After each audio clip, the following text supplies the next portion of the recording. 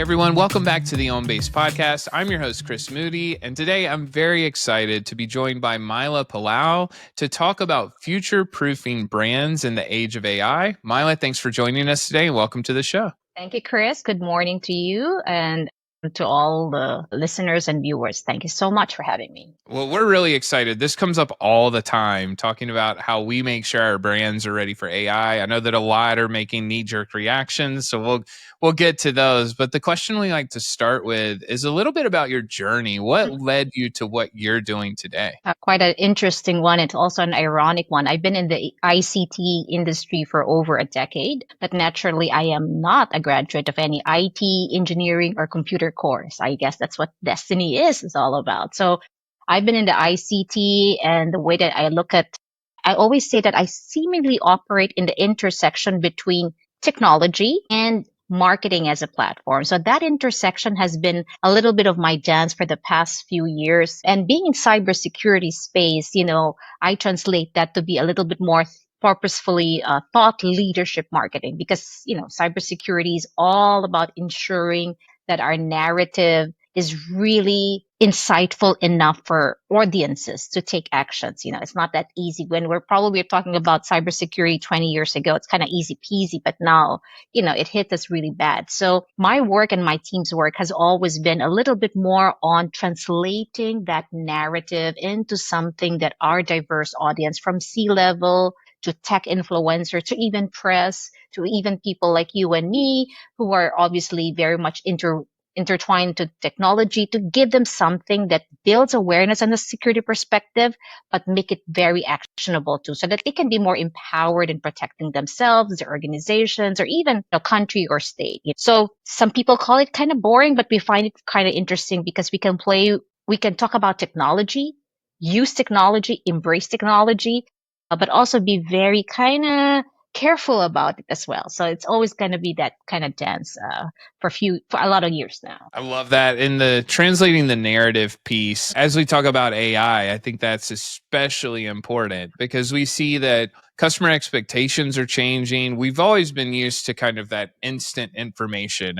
People go to Netflix, but it was before that, right? When you could get something as soon as you wanted it or free delivery, all the things that start to change. So as answers become more readily available or insights are easier to get through AI, how do brands need to position themselves based on those changing expectations? I read an article quite recently that, AI is shaping marketing. And I kind of agree but disagree in that aspect. But I think it's more of really putting it to the level that we've always aspired it to be, right? Which means that from a customer perspective, we are translating from an AI world where we're no longer need to assume things, predicting it, but with better insights, with better data, becomes a little bit more exciting, right? Instead of building our assumptions about what they need, is that using big data analysis, we can already predict at least 50 to 60% this is what probably they want, right? The one that gets me excited also from an AI perspective is the fact that we're doing it more from less transactional model, right? To a little bit more relationship. Because you and I know when you get reply from a chatbot, right? But from an AI perspective, it's become more relationship because it is not really using a lot of custom generic stuff, right? Because they know your insights, they know a little bit of where you go, etc. It becomes a little bit more kind of relational. And I feel like we are moving in that space that we've always wanted, where we wanted to somehow shape the customer journey to where they want to go to, right? We're not yet there in AI, but we're getting there. The generic customer journey is becoming a little bit more personalized, but less intimidating in a way that do they know me too much, right? So I think that's where it's coming in at the moment. Got it. And, if we put ourselves in the shoes of any marketing organization that's trying to figure out how AI fits into our marketing strategy, what are the biggest challenges that you've run into that you think they're going to run into as well? And how do you overcome those? This is where the part of, because we're in the cybersecurity business, so it becomes really more natural for us to be very, very skeptical of what we put into our platform, right? So the biggest challenge when we've started, talking about it from a marketing perspective, not as a solution perspective, is the fact that it's garbage in, garbage out, right? It's just like big data 10 years ago, 20 years ago. The quality of data that you put in is the most critical one. You better do it right the first time. I'm always a believer of that. So that becomes the first natural challenge that we have. Are we inputting too much? Are we outputting too much, too less, etc.? How do we weave this? So to us, that's definitely the first one. The second part is really tying it to what the customer really needs, right? Because from a in the industry where we're at, the two things that matters most is obviously speed. So when a customer obviously is figured in a cybersecurity incident, right? They don't want the entire narrative and tale, right? They just want two things. What's happening? Am I infected? And what do I do? So that's a second challenge that we have because when you use AI, you have a lot of variety. You have a lot of options. You can tweak a lot of things, but we only need this, right? So the trimming down becomes the second sort of challenge that we face over time. Yeah, I think that hits on the next question too. You mentioned relevancy earlier, so making Yep. sure that it's all relevant. What are some of the specific ways that AI has helped your brand to stay ahead of market trends while still maintaining that human connection? Because Mhm. that's the piece to your point about trimming down to we don't need all the information. We need the relevant information. And that's how we build relationships. You and I talked before we hit Mhm. record. So, what are some of the ways that you're using AI to make sure you're staying ahead of the trends, but you're not losing the human element? Yeah, that's a good question. One, I guess, is the hyper personalization. You've heard this over and over again, I'm pretty sure. So it helped us in a way that we can personalize it, but really going to the core of it. So, for instance, a customer probably would have only one concern, right? Let's talk about it in the context of, let's say, ransomware, right? Which is their usual kind of challenge right now. So we can hyper personalize it from that frame, right? But also zoom it to recommendations that are insightful to that. Like you're not providing a broad scope of, what do you do if you get ransomware, but you're able to tailor it to that core attack or core pain point that they do have, right? So that has definitely helped us. The second portion is obviously automation, right? So it made it more efficient or more faster for us. And note that we're also translating it in many languages. So that was really the whipped cream on top, that we're able to do it in English, but able to automate it in the other languages or even nuances portions that we need to remove or add on, right? So that became a little bit more interesting sort of a journey for us. Let's stick with automation. So with all the automation, the efficiency gains, the workflows that we're building with AI, Mhm. how do we make sure that we don't lose creativity and authenticity and that we keep that as a central tenet? I feel, Chris, you spoke to some of my writers because that was the first, I would say, change management challenge that we do have. And I think a lot of organizations have that too. Where then, how do we strike our personal style in writing, in storytelling, in creative, but also partnering with this technology, this tool, right? So how we've done it is we did it in a slow, immersive space, right? We let them first experience how it works. Over time, they started doing their own prompt. We did not rely our own prompt. We did our own data lake, LLM, and our own chat, AI generated databases. So we've started engaging them to be involved, not in driving the data, but also prompting, creating the prompts, what's best, what's ideal. So that's the first one. The second portion, we do a lot of multi-layer editorial review. Again, because of the kind of businesses we do, it's black and white, right? We cannot give a solution that is obviously half baked, right? So the second level of review that we do have is very manual, is very human led, right? That's when the storyteller, the writer comes in, that's when the editor comes in, and that's when the legal review comes in, which are all very human led activity. So that's where I guess the balance comes in, is that the foundational is done a little bit on an AI perspective, but the human touch is the second level, right? So it has kind of worked well for us as long as they really can integrate their sort of their style, right? So we did it the reverse in the past where we did the human involvement first, but it didn't work out well for us, right? We felt like the foundation has to be AI first, then the last touch would be human aspect of it. That's interesting. I like that process too, because instead of starting with exactly what you want and hoping that it gets better and more efficient with AI, it's hey, let's use AI to expedite the process and then we'll put our final touch on the end. That's really interesting. This wouldn't be a marketing podcast if we didn't talk about alignment. We have to hit on alignment, but I think I'd like to frame it a little differently. Alignment around AI. So, how do you align internal teams across functions like marketing, sales, and operations to make sure you're maximizing the potential of all the AI tools you have? It's a lot of POC, proof of concept, right? We take it to have a very conservative approach. Just like yesterday, my team and I have discussed how we're using AI right now for social, for creating blurbs, for creating, this seemingly very short, but the more difficult one. So for us, what we do is we try to pilot it in the most less critical content, which means if, God forbid, and knock on wood, we make a mistake, it's not a fatal error, right? Which means it's not something that is so a critical incident. For sure, we don't test it in real incident that's happening today, right? In the next that we need to deliver 24 hours.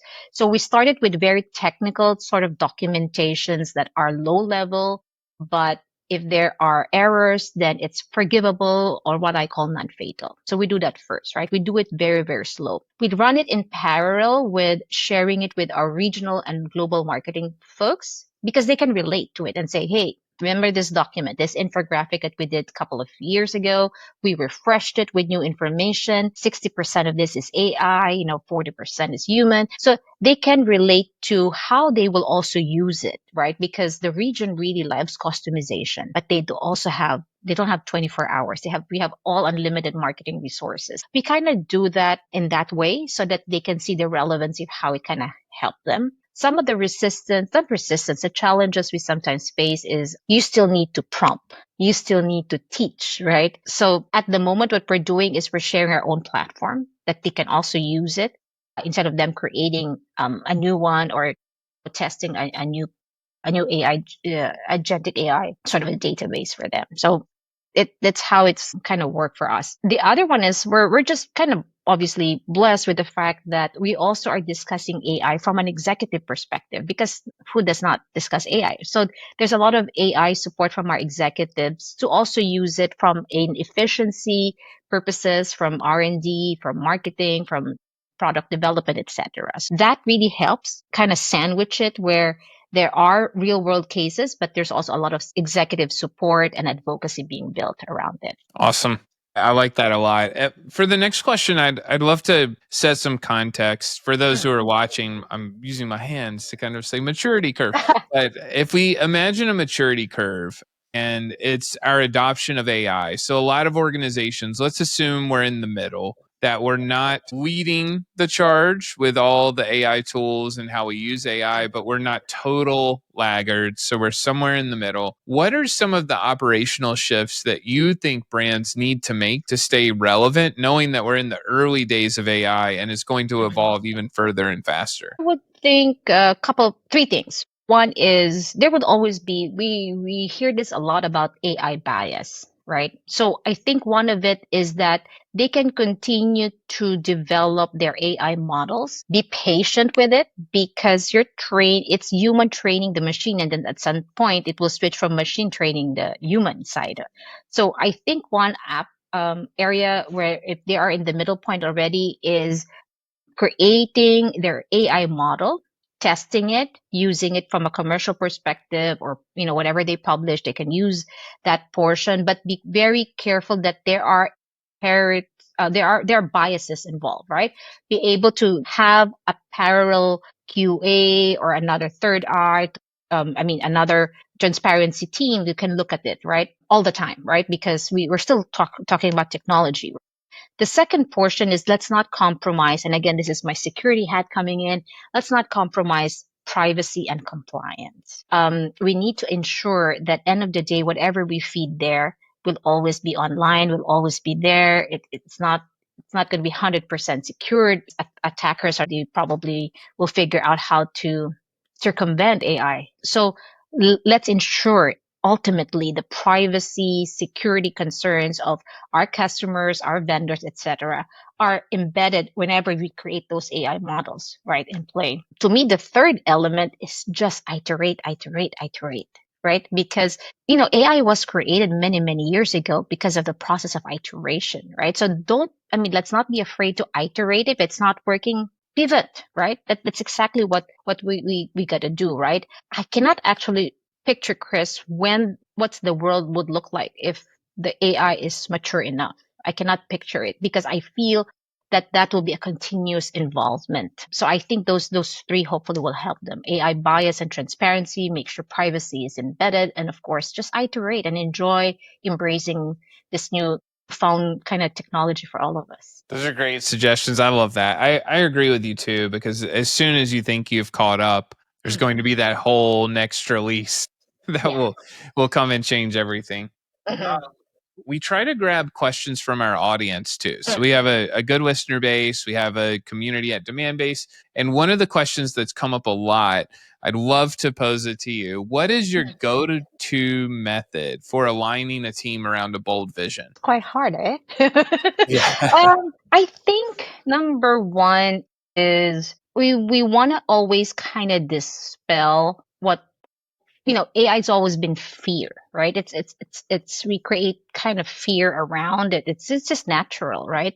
So to get the team more aligned into it, I always tell them embrace, embrace, embrace, right? Because this is just one technology. I cannot predict the next 5 years. What's the next one, right? Just embrace and partner with it. Try it, right? So that has helped us. And coming in from, I do have a very great Japanese team, and you know they're culturally, of course, they're very timid with change because of they want to make sure everything is perfected first, and I get that, I support that. So, but when you tell them to just embrace it and partner with it, it kind of helps, right? The second one is really we've been creating a huge playground, meaning to say when we first had a little bit of these tools, we try to create it a bigger playground where everybody can just dive in and share what you've learned, what you've used, what has worked for you, what didn't work. It's really very, so I would say, personalized experience that we wanted them to advocate, right, and bring in, because it's not there's no. I mean, my experience of using AI is very different from. I'm a storyteller from my creatives team, from my data team, right? So we want them to embrace it, but also share what has worked for you and what has not for you, right? So it's a lot of experiential, I guess. And I think they see the results. That's the most important thing, is we discuss results, right? We discuss it and say, okay, this, has outputted into X, right? We can see right now with some of the reports that we're doing, it's 30% increase of efficiency. So we discuss it based on data also, if it's really effective back to our goals, right? Awesome. That's a perfect answer. I totally agree. And that the results piece could Mm. be part of this next answer. This one is a restrictive question. You can only pick one thing. What Mhm. is the single biggest challenge in B2B marketing today? Too much. Too much information, too much output. I think that's quite a big challenge, because anyone and everyone can really appears to be expert in anything right now, right? So just like what we're talking at the moment, right? In 10 seconds, you can create the entire strategy of whatever, right? So I feel it's really there's just so much information out there, and it's not about relevant. It's where do I what's the more credible one, right? How do I begin, right? It's not, you're no longer searching. Remember, you're no longer searching for information. It's given right in front of you. But, how do you know which is which? To me, it's just really too much information out there. So it's hard to cut through the noise, but it's also, even if you cut through the noise, the next level is, how do you stand out? How do you lift your information? So it will be a very challenging journey, and it will not end because of all of this automation, efficiency, and, pretty much with AI right now, everything is just in the snap of a finger.